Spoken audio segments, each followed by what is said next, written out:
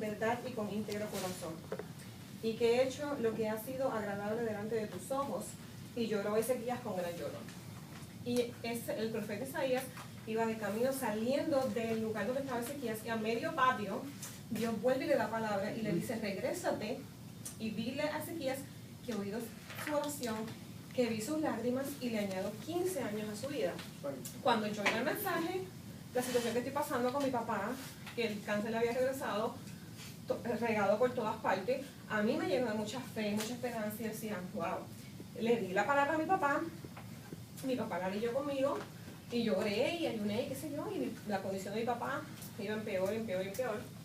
Eventualmente mi papá falleció, y unas semanas después estoy en la cama y yo, Señor, yo le di a mi papá esa palabra, yo me la creí, yo me la viví.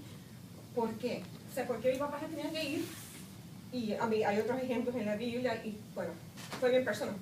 Pero después yo me decidí mirar un poquito más profundo dentro de la vida de Ezequías, porque yo decía, bueno, si Dios le habló a Ezequías de esa manera, vamos a ver un poquito más el trasfondo. No sé si se acuerdan de la predicación que Pastor Dani predicó hace unas semanas, donde se hablaba del rey Ezequías diciendo que él había limpiado el templo, había sacado el sucio del templo, había destruido los ídolos, había restablecido la adoración. Y yo busqué, y Ezequías, hasta el tiempo en que él enfermó, él estaba siendo atacado, amenazado por el rey de Asiria. Y en todo momento, en las versiones, porque está en Segunda y Crónica, en Reyes, en Isaías, habla mucho del rey Ezequías, él siempre fue a oración.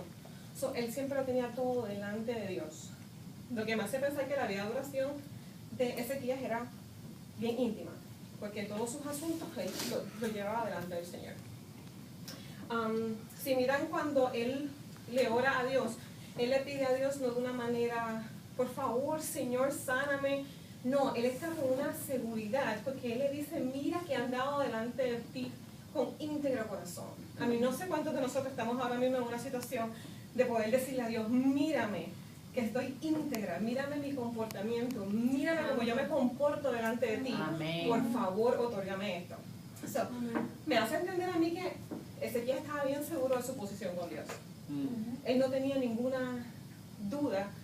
Y si ustedes miran, la contestación fue instantánea.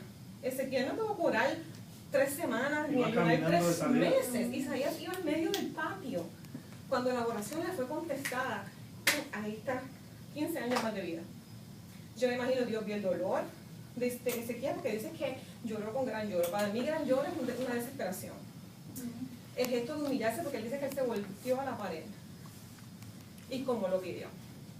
Pero ahora, la parte que decía: ok, bueno, Ezequiel fue un hombre perfecto. Algo que a mí me trabajó a mí personalmente, y en mi interpretación, cuando Isaías va donde Ezequiel le dice: ordena tu casa, porque morirás. ¿Qué había que ordenar en la vida de Ezequiel? Había algo en la vida de Ezequiel que a lo mejor necesitaba. Yo le puse la voluntad permisiva de Dios, porque nosotros podemos pedir la voluntad de Dios cuando vamos en oración, o podemos pedir nuestro propio deseo.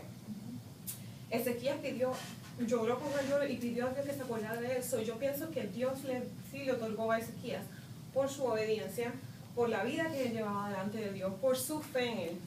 Pero yo, mi opinión personal, estaba Ezequías pidiendo la voluntad de Dios. Pero cuando yo miro profundamente la vida de Ezequías, en esos 15 años que Dios le dio a Ezequías, Ezequías, la soberbia le subió el corazón, el orgullo llegó a su corazón, y cuando los reyes de Babilonia fue Dios lo libró también, aparte que le dio 15 años, también lo libró del pueblo de Asiria. Él fue reconocido por las personas que estaban alrededor, porque había hecho algo grande. Y cuando fueron los reyes de Babilonia a su casa, al palacio, la soberbia le llegó al corazón, y él mostró todos lo que tenía, todos sus tesoros.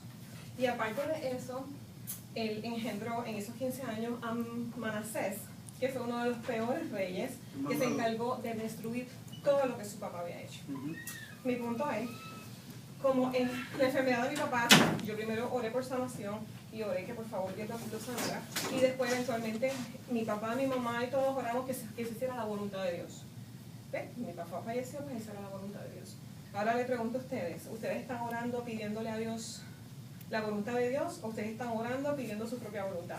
Amén. Porque si están pidiendo su propia voluntad, asegúrense que no estén atrayendo una ascesa a sus vidas y que no estén atrayendo la soberbia.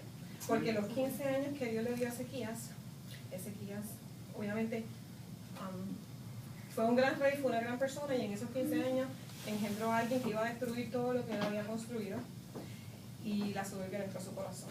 Cuando vayamos a pedirle a Dios, no pidamos lo que nosotros queremos, pidamos la voluntad de Dios. Amén. Y confiemos en que la voluntad de Dios va a ser perfecta. Amén. Amén.